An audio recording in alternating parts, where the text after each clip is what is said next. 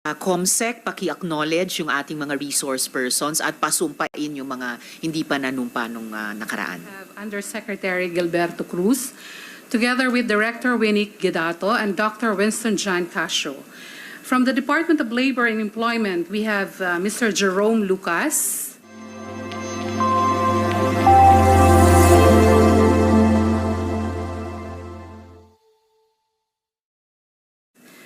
Attorney Margaret Lapid Pule, Attorney Diane Corinne Ramos. From the Department of Foreign Affairs, we have Von Ryan Pangwi. From the Interagency Council Against Trafficking, we have Attorney Hannah Lizette Manalili. From the Philippine Statistic Office Authority, we have Engineer Marisa Grande, Attorney Eliser Ambatali. Then from the Commission on Immigration, we have Attorney Arvin Cesar Santos, Attorney Jose Carlitos Licas, Mr. Peter Demotenis Demetria. Then from the Philippine Amusement and Gaming Corporation, we have Retired General Raul Villanueva, Attorney Jessa Maris Fernandez. Then from the National Bureau of Investigation, we have Agent Marvin Gangano and RD Jerry Abiera. Then from the Philippine National Police, we have Chief Investigation Division Police Colonel Crispin Banes. Then we have Police Major Job Berong. Then from the Philippine National Police, we have Acting Area Police Commander of Northern Luzon, Major General Romeo Carama Jr. Then we have Police Brigadier General Jose Higaldo Jr., the Regional Director.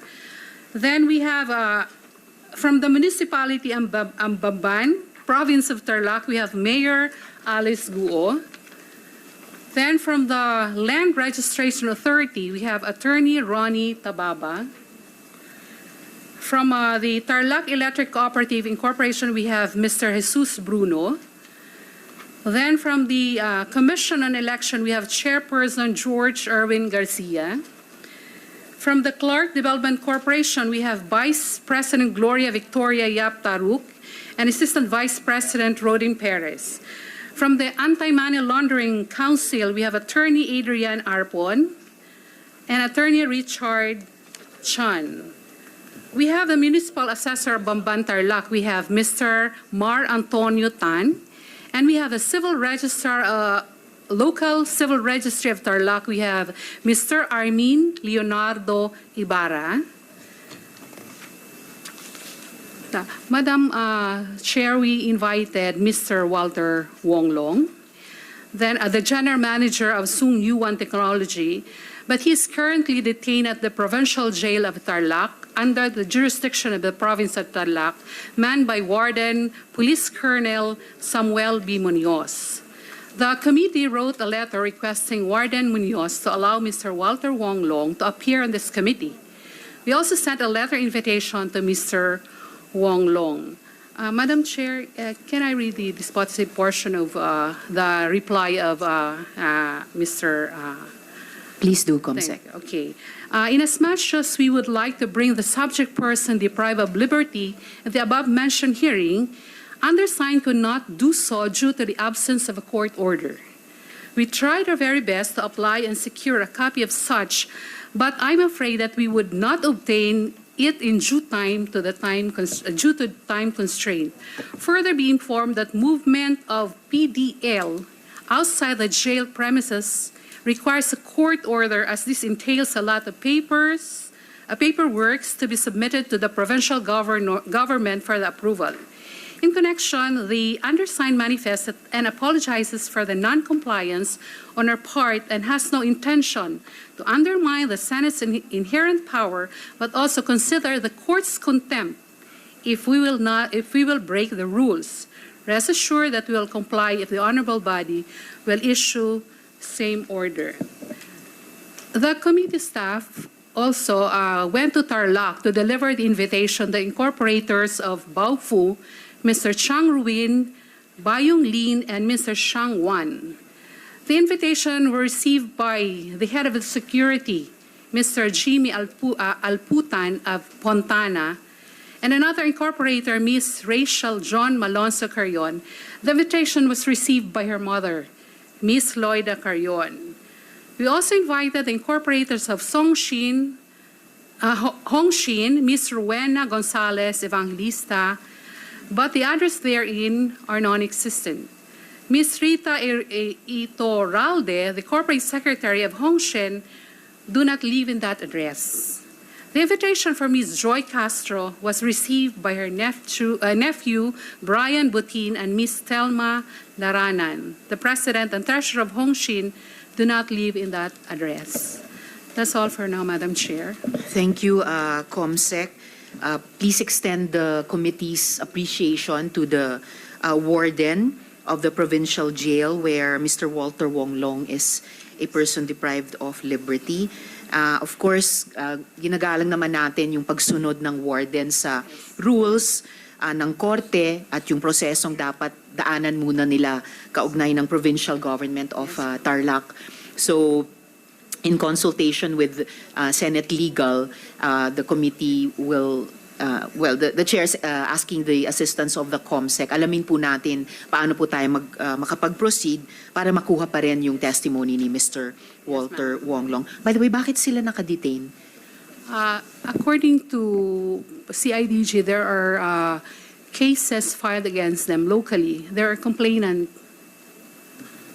Right, salamat COMSEC. And then, clarification, nung dinideliver yung invitation sa mga incorporators ng Baofu, ang tumanggap ay head of security ng Fontana? Rest in the articles of incorporation. Okay, Fontana, which is also a familiar name in the long-standing investigations of the Senate sa Yes, kabuang ma'am. Pogo Yes, operation. So very interesting. And then the mother and daughter na naka-receive sa invitations, Carrion, that's also, friends, that's also a familiar name in the current investigations of the Senate Committee on Women of Pogos, and even in connection, if I'm not mistaken, if I remember correctly, with the Baofu investigation in particular. And lastly, COMSEC, so yung mga dinedeliver na invitations sa mga personalities ng Hongsheng, those were non-existent addresses, or those persons were not truthfully living at the given addresses. So, parami yung mga, bumibigat yung balanse ng hindi totoo sa totoo na sa mga dokumentong ine-examine ng komite. Salamat, COMSEC. Could you please administer the oath sa mga ngayon palang resource persons natin?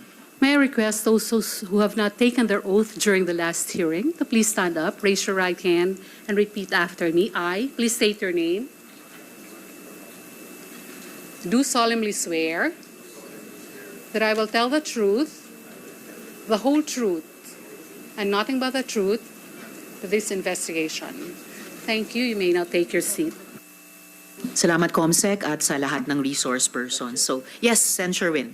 Madam Chair, may I inquire from the committee secretary? I also move to invite several personalities, namely Jonathan Mendoza. He is the supposedly spokesperson for Zone U1. He actually came out in an article by Rappler. May I know the status of that invitation? We actually sent the invitation to him, but we did not receive any reply from them. Okay. And we also invited a person, I don't know if I'm pronouncing this correctly or the spelling is correct, Ji Chu Chan. He is allegedly the bridge between Mayor Alice Go and Hong Sheng. I Your don't Honor, know if that person is even... we were not able to trace the address of that person. Maybe we can request Mayor Alice Go to furnish the committee the whereabouts of that person and also the contact, since apparently she has been liaising with this person. And then you also mentioned that Mr. Walter Wong is currently a PDL. Yes. Nakakulong siya. Yes. And he was part of the raid that was conducted by PAOK. That's the reason why he is he's detained. Tama po ba, Yusek Gilbert? Can you confirm that? Yusek Cruz, please. Yes, Madam Chair. All right. Thank you, Madam Chair. Thank you, Sen. Sherwin. And at the proper time, the chair would accept a motion from the good senator with regards how we can secure the participation of Mr. Mendoza in the hearings, if the good senator desires. And ito nga po, during the hearing, maitatanong din natin, kasama ng maraming tanong, no, kay Mayor Alice Guo, yung whereabouts ni Mr. G. Shu Chan. So, if we can begin continuing questions kay Mayor Alice. Mayor, napakinggan namin yung inyong interview kay Ms. Karen Davila. But I have to ask some of the questions again because it is important that you answer them, Mayor, under oath. Sa sarili nyo nga pong salita, private life ninyo ang mga tinatalakay dito, pero sana rin po naintindihan ninyong hindi maritesan ang pakay ng Senado. May Pogo mega complex sa likuran ninyo at nabigo kayong gampanan ang tungkuling bantayan ang bayan ninyo bilang opisyal ng ating gobyerno. Sa halip, napakalalang mga krimen at kung ano-anong kababalaghan ang nangyari dyan at maraming indikasyon na ang rason kung bakit tayo nakarating sa puntong ito ay kayo. Trabaho po naming alamin ang ugat ng ganitong kasahol at organisadong kriminalidad. Trabaho po naming ilabas ang katotohanan dito. And as a fellow public servant, inaasahan kong sang-ayon kayo dito. Ayon po sa inyong interview, hindi ka lumaki sa nanay mo. Nung nakaraang hearing, sinabi niyo po, at verbatim ito, quote, ang nanay ko po si Amelia Leal, close quote. And we flashed this video earlier. Sa TV interview, nung tinanong ka ano ang pangalan ng nanay mo, ang sagot niyo po, quote, nakita ko po doon sa birth certificate ko po yung pangalan po ng aking ina, close quote. Tama po ito? Ano po? Madam Chairman, opo. Okay. At nakita mo lang ang birth certificate mo noong 2005 dahil ito ang taon ng iyong birth registration, correct? Madam Chairman, unang-una po, hingi po ako ng pasensya po sa inyo nang hindi po ako nakasagot po nung nakaraan po ng hearing. Sorry po kay Sen Win din po. Medyo natakot po ako nung nakaraan kasi hindi po ako sanay na maraming pong tao, maraming pong cameras. Pasensya na po. Opo, nung 2005 po, when I was 19 years old po, hinanap ko po yung birth certificate po sa tatay ko po kasi kukuha po ako ng mga lisensya at passports po, hiningi ko po sa kanya. Alright. Sa makatuwid, yung sinasabi mo ay ang pangalan sa birth certificate ay ang iyong birth mother, correct? Yung birth mother na kasambahay na iniwan ka di umano matapos ka iluwal. Madam Chairman, opo, yung biological mother ko po.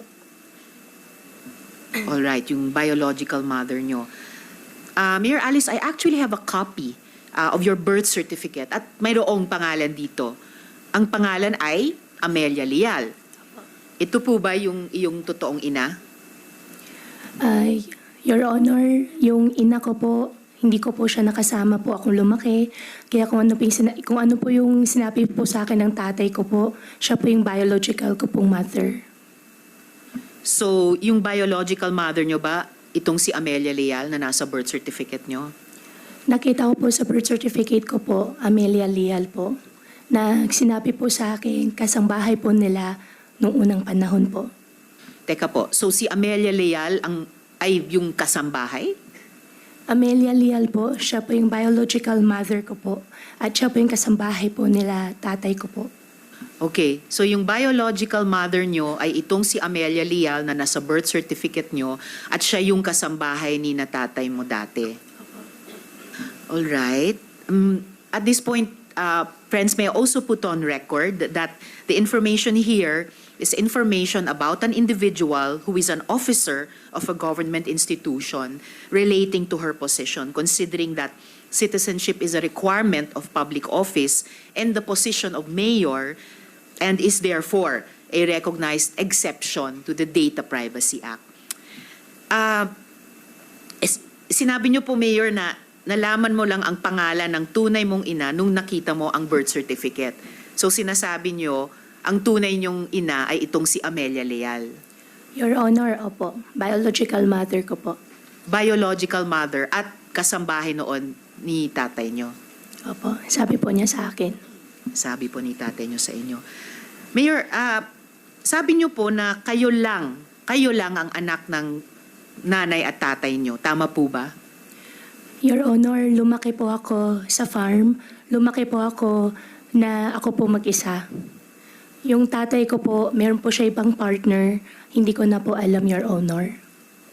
May ibang partner si tatay niyo, pero kayo lang ang anak ng tatay at nanay niyo. Your Honor, yan po ang understanding ko po. Yan ang understanding niyo. So presumably, kung may mga kapatid ka, sila'y half-siblings at iba ang nanay nila. At ang nanay nila ang legal wife ng tatay mo? Ang tatay ko po, meron pong 3 kasama. At yung sa 3 kasama, may mga anak si tatay nyo. So half-siblings nyo.